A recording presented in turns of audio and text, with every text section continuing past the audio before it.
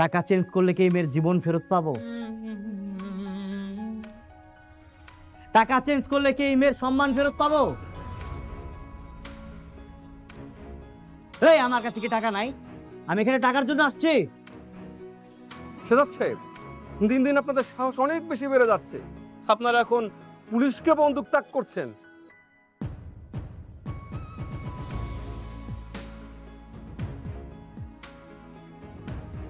Officer, আমি মন্ত্রীর সাথে কথা বলতে এসেছি। তোর বাপ। বাপ মানে? এটা জানিস কার গাড়ি? এটা অর্থমন্ত্রীর গাড়ি। স্টিকার দেখে চিনিস না? স্যারের ছেলেকে স্কুলে আনতে যাচ্ছি, রাস্তা ছেড়ে দে। চুপচাপ। হ্যালো মন্ত্রী সাহেব, আরে ভয় পাওয়ার কিছু নেই, আমি আপনার ছেলেকে নিয়ে আপনার বাড়িতে আসছি। এখন কি সময় হবে আমার সাথে কথা বলার? তুমি আমার ছেলেকে কিডন্যাপ করেছো? আরে কি বলছেন আপনি? আমি কিডন্যাপার? আমি কি কিডন্যাপার নাকি? আমি যদি কিডন্যাপার হতাম তাহলে তো আপনার কাছে টাকা চেতাম। ভাবুন তো, একজন ভাই তার আদরের বোনের নিথর মৃতদেহ কাঁধে করে নিয়ে সোজা একটি ব্যাংকের ভিতর ঢুকে পড়েছে। চারপাশের মানুষ অবাক, ব্যাংক ম্যানেজার ভয় পাচ্ছে। ভাইটির চোখে কোনো জল নেই, আছে শুধু ভয়ঙ্কর এক প্রতিশোধের আগুন। সে টাকা চায় না, সে চায় তার বোনের জীবনের দাম, তার বোনের হারানো সম্মান। আর এই হিসেব মেলাতে সে সোজা গিয়ে হাজির হয় দেশের খোদ অর্থমন্ত্রীর প্রাসাদে।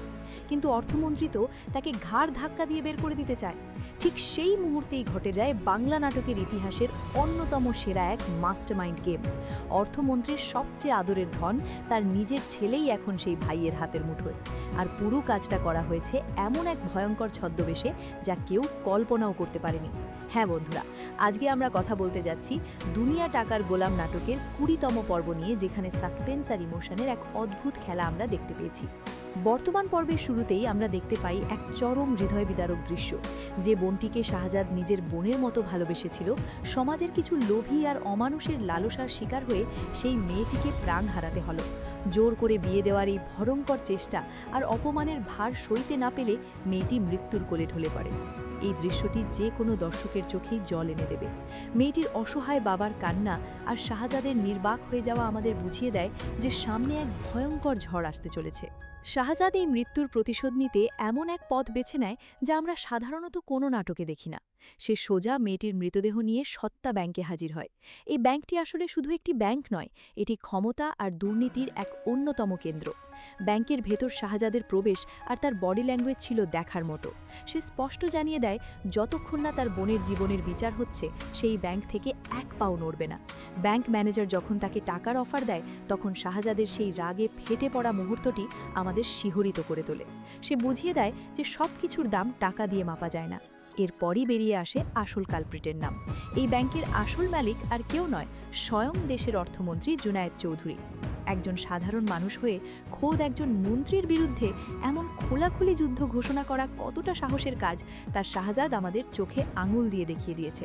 এরপর সে তার দলবল নিয়ে সোজা পৌঁছে যায় অর্থমন্ত্রীর বাড়ির গেটে। সেখানে পুলিশের সাথে শাহজাদের যে মুখোমুখি দ্বন্দ্ব তৈরি হয়, তার নাটকের উত্তেজনাকে আরও কয়েক গুণ বাড়িয়ে দেয়। দুর্নীতিগ্রস্ত পুলিশ অফিসার যখন শাহজাদকে বন্দুক তাক করে ভয় দেখাতে চায়, শাহজাদ তখন এক বিন্দুও বিচলিত হয় না। তার এই আত্মবিশ্বাস দেখে আমরা বুঝতে পারি যে সে কোনো সাধারণ পরিকল্পনা নিয়ে সেখানে যায়নি। অর্থমন্ত্রী জুনায়েদ চৌধুরী তার ক্ষমতার অহংকারে এতটাই অন্ধ ছিলেন যে তিনি শাহজাদকে ঘাড় ধাক্কা দিয়ে বের করে দেওয়ার নির্দেশ দেন। কিন্তু তিনি জানতেন না তার এই অহংকার কয়েক সেকেন্ডের মধ্যেই মাটিতে মিশে যেতে চলেছে। নাটকের ক্লাইম্যাক্সটা ছিল জাস্ট আনবিলিভেবল। আমরা দেখতে পাই একটি ছোট বাচ্চা, যে কিনা অর্থমন্ত্রীর ছেলে, তাকে স্কুল থেকে নিয়ে আসা হয়েছে। আর তাকে যে নিয়ে এসেছে সে দেখতে একজন বয়স্ক বৃদ্ধ মানুষের মতো। কিন্তু গাড়ির ভেতর ঢোকার পর যখন সেই বৃদ্ধ মানুষটি তার মুখের মাস্ক খুলে ফেলে, তখন আমরা দেখতে পাই সে আর কেউ নয়, স্বয়ং শাহজাদ। এই প্রফেশনাল লেভেলের কিডন্যাপিং আর ছদ্মবেশের ব্যবহার বাংলা নাটকে সত্যিই বিরল। সে বাচ্চাটিকে একটুও বুঝতে দেয় না যে সে অপহৃত হয়েছে, বরং সে এটাকে একটা মজার প্র্যাঙ্ক হিসেবে বাচ্চাটির মাথায় ঢুকিয়ে দেয়। এরপর যখন অর্থমন্ত্রীর কাছে সেই ফোন কলটি যায় এবং সে নিজের ছেলের গলা শুনতে পায়, তখন তার সমস্ত ক্ষমতা আর দম্ভ নিমিষেই ধুলোয় মিশে যায়। শাহজাদ তাকে স্পষ্ট জানিয়ে দেয় যে যদি সে তার ছেলেকে জীবিত ফেরত চায়, তাহলে তাকে সেই সাধারণ বাবার কাছে গিয়ে হাত জোড় করে ক্ষমা চাইতে হবে। এখন সবার মনে একটাই প্রশ্ন, পরবর্তী পর্বে কি হতে চলেছে? আমার ধারণা অর্থমন্ত্রী জুনায়েদ চৌধুরী নিজের ছেলেকে বাঁচাতে বাধ্য হয়ে সেই সাধারণ বাবার কাছে গিয়ে ক্ষমা চাইবেন। কারণ একজন বাবা যতই ক্ষমতাভর হোক না কেন, সন্তানের জীবনের সামনে সে সবসময় অসহায়। তবে পরিস্থিতি দেখে মনে হচ্ছে এই ক্ষমা চাওয়াটাই গল্পের শেষ নয়। একজন মন্ত্রীর এত বড় অপমান সে কিছুতেই সহজে মেনে নেবে না। হতে পারে সে সাময়িকভাবে শাহজাদের শর্ত মেনে নেবে, কিন্তু ছেলেকে ফেরত পাওয়ার পর সে শাহজাদকে ধ্বংস করার জন্য তার পুরো পুলিশ ফোর্স আর আন্ডারওয়ার্ল্ডের লোকজনকে লেলিয়ে দেবে। আমার মনে হচ্ছে পরবর্তী পর্বে আমরা শাহজাদ আর মন্ত্রীর মধ্যে এক ভয়ঙ্কর ইঁদুর বিড়াল খেলা দেখতে পাবো। সম্ভবত শাহজাদও জানে যে মন্ত্রী তাকে ছেড়ে দেবে না, তাই সে নিশ্চয়ই নিজের সুরক্ষার জন্য আরও কোনো বড় ফাঁদ পেতে রেখেছে। এছাড়া ঋতু এবং ফাতেমার যে সাবপ্লটগুলো আমাদের দেখানো হয়েছে, সেগুলোরও একটা বড় কোনো টার্নিং পয়েন্ট আমরা খুব তাড়াতাড়ি দেখতে পাবো বলে আমার বিশ্বাস। আপনাদের কি মনে হয়, অর্থমন্ত্রী জুনায়েদ চৌধুরী সত্যিই ক্ষমা চাইবেন, নাকি শাহজাদকে ফাঁসানোর জন্য নতুন কোনো চাল ছাড়বেন?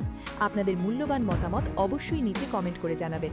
আর আজকের এই রিভিউটি যদি আপনাদের ভালো লেগে থাকে, তাহলে ভিডিওটিতে একটি লাইক দিতে ভুলবেন না। বাংলা নাটকের এমন আরও দুর্দান্ত বিশ্লেষণ আর আপডেট পেতে এখনই চ্যানেলটি সাবস্ক্রাইব করে বেল আইকনটি অন করে রাখুন। দেখা হচ্ছে খুব শীঘ্রই নতুন কোনো ভিডিওতে। ততক্ষণের জন্য ভালো থাকবেন, সুস্থ থাকবেন।